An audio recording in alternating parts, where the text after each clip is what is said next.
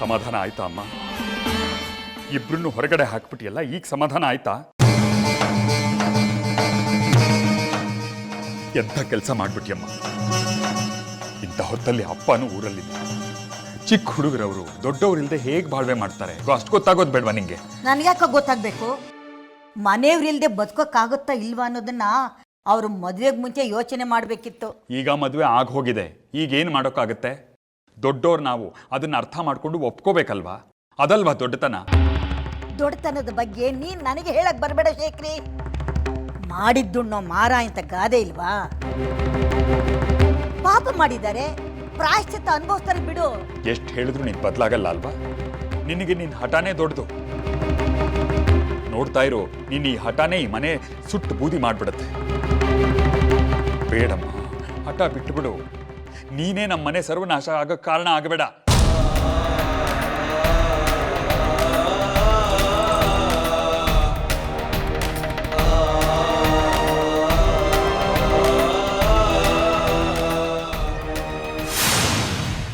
ಏನಿದು ವಿರೂಪಾಕ್ಷ, ಹೆದರ್ಸ್ತಾ ಇದೆಯಾ? ಈ ಹೆದರಿಕೆಗೆಲ್ಲ ನಾ ಬಗ್ಗೋಳಲ್ಲ. ದಾರಿ ಬಿಡೋ, ಎದ್ದೇಳೋ ಮೇಲೆ. ಬಿಡೋದಿಲ್ಲ, ನಾನು ಬಿಡೋದಿಲ್ಲ. ನೋಡು ವಿರೂಪಾಕ್ಷ, ನನ್ನ ನಿನ್ನ ನಡುವೆ ಇರಬೇಕಾದ್ದು ಒಪ್ಪಂದ ಮಾತ್ರ, ಇಂಥ ಅರ್ಥಹೀನ ಕ್ರಿಯೆಗಳಲ್ಲ. ಧರ್ಮಾಧಿಕಾರಿ ಪಟ್ಟ ಬಿಟ್ಕೊಡು, ನಾನು ನಿನಗೆ ಶ್ರೀಚಕ್ರ ಕೊಡಿಸ್ತೀನಿ. ಒಪ್ಪಂದಕ್ಕೆ ಒಪ್ಕೋ, ಇಲ್ಲ ದಾರಿ ಬಿಡೋ. ಹಾಗಿದ್ರೆ ಇದೇ ನಿನ್ನ ಕೊನೆ ನಿರ್ಧಾರನ ವೈಜಯಂತಿ? ಈ ಒಪ್ಪಂದದಲ್ಲಿ ನನ್ನ ಮೊದಲು ಮತ್ತು ಕೊನೆ ನಿರ್ಧಾರ ಒಂದೇ, ಅದು ಬದಲಾಗಲ್ಲ.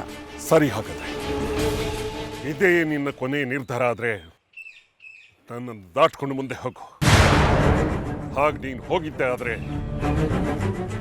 ನಿನ್ನ ಅಣ್ಣ ತಂಗಿ ಸಂಬಂಧ ಇವತ್ತಿಗೆ ಸತ್ತು ಹೋಯ್ತು ಅಂತ ತಿಳ್ಕೊಳ್ತೀನಿ. ಇನ್ನು ಮುಂದೆ ನನ್ನಿಂದ ನಿನಗಾಗ್ಲಿ ನಿನ್ನಿಂದ ನನಗಾಗ್ಲಿ ಯಾವ ಬಂಧನವೂ ಉಳ್ಕೊಳ್ಳೋದಿಲ್ಲ. ರಕ್ತ ಸಂಬಂಧದ ಅಗ್ನಿ ಪರೀಕ್ಷೆ ನಡೆದು ಹೋಗ್ಲಿ, ನಡೆದು ಹೋಗ್ಲಿ, ನಡೆದು ಹೋಗ್ಲಿ.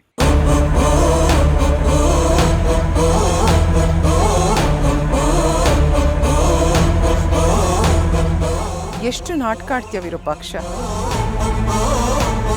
ನಿನಗೆ ಯಾವಾಗ ಯಾವ ಸಂಬಂಧದ ಅವಶ್ಯಕತೆ ಇದೆಯೋ ಅದನ್ನ ದಿಢೀರ್ನೆ ಚಾಲ್ತಿಗೆ ತಂದ್ಬಿಡ್ತೀಯಲ್ಲ. 20 ವರ್ಷದ ಹಿಂದೆ ನಾನು ನಿನ್ನ ಹೀಗೆ ಬೇಡ್ಕೊಂಡಿದ್ದೆ. ಆಗ ನೀನು ಅನುಮತಿ ಕೊಟ್ಟಿದ್ದಿದ್ರೆ ನನ್ನ ಬದುಕು ಈಗ ಹೀಗಾಗ್ತಿರ್ಲಿಲ್ಲ ವಿರೂಪಾಕ್ಷ. ನಾನು ಸಂಸಾರದಿಂದ ವಿಮುಖಳಾಗಕ್ಕೆ ಕಾರಣ ಯಾರು? ನೀನು ವಿರೂಪಾಕ್ಷ. ಅಣ್ಣ ಅನ್ನೋ ಸಂಬಂಧ ನನ್ನ ಬದುಕಿಂದ ಸತ್ತು 20 ವರ್ಷಗಳೇ ಆದವು.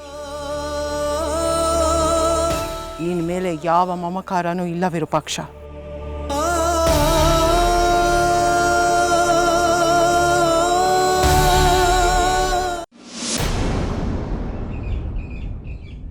ಮತ್ತೆ ಹೀಗೆ ನೀನು ಮೌನವಾಗಿ ನಿಂತರೆ ಏನು ಪ್ರಯೋಜನ ಇಲ್ಲ ವೈಜಯಂತಿ.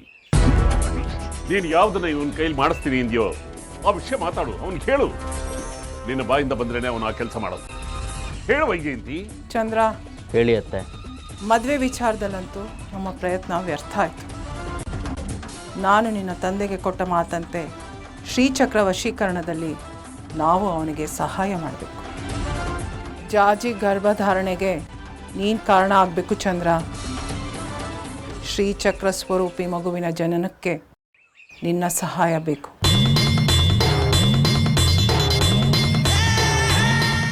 ಅಂದರೆ ಪರಸ್ತ್ರೀ ಸಂಘ ಮಾಡಿ ನನ್ನ ಧರ್ಮಭ್ರಷ್ಟನಾಗುವಂತೀರಾ? ಕೊಟ್ಟ ಮಾತನ್ನು ಉಳಿಸ್ಕೊಳ್ಳೋ ಸಲುವಾಗಿ ಮಾಡುವ ಯಾವುದೇ ಕೆಲಸ ಧರ್ಮ ಅಧರ್ಮದ ಚೌಕಟ್ಟಿಗೆ ಬರೋದಿಲ್ಲ ಚಂದ್ರ. ಸರಿ ಅತ್ತೆ.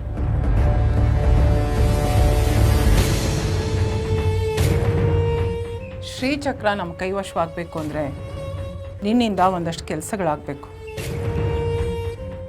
ಅದೇನು ಅಂತ ನಿಮ್ಮ ಅಪ್ಪ ಹೇಳ್ತಾರೆ. ಹೋಗ ಅವನ ಜೊತೆ.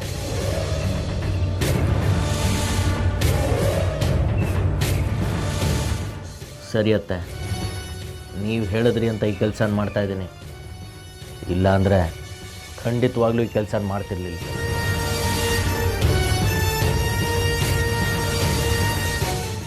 ಅಂತೂ ಅತ್ತೆನ ಒಪ್ಪಿಸ್ಬಿಟ್ರಲ್ವಾ? ಅನ್ಸಿದ ಕಾರ್ಯನ ಸಾಧಿಸೋವರೆಗೂ ಬಿಡೋನಲ್ಲ ಈ ವಿರೂಪಾಕ್ಷ. ಶ್ರೀಚಕ್ರ ಸ್ವರೂಪಿ ಮಗುವಿನ ಜನನಕ್ಕೆ ಏನೇನು ಮಾಡಬೇಕು ಅನ್ನೋದನ್ನು ನಾನು ಹೇಳ್ತೀನಿ. ಬಾ.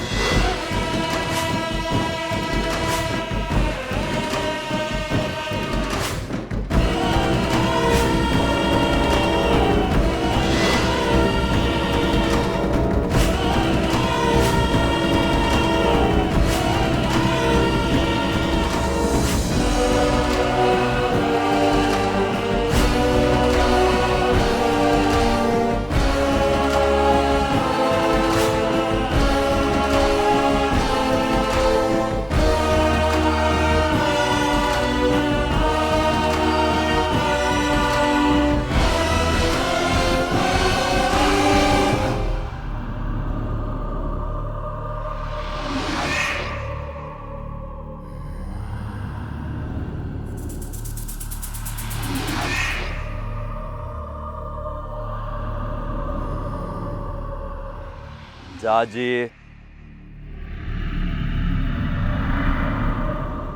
ಬಂಗಾರಿ, ಈಗ ನೀವಿಬ್ರು ನನ್ನ ಕೈವಶವಾಗಿದ್ದೀರಾ. ಈಗ ನೀವಿಬ್ರು ನನ್ನ ಮಾತು ಕೇಳ್ತೀರಾ. ನನ್ನ ಹಿಂದೆ ಬರ್ತಾ ಇರಿ.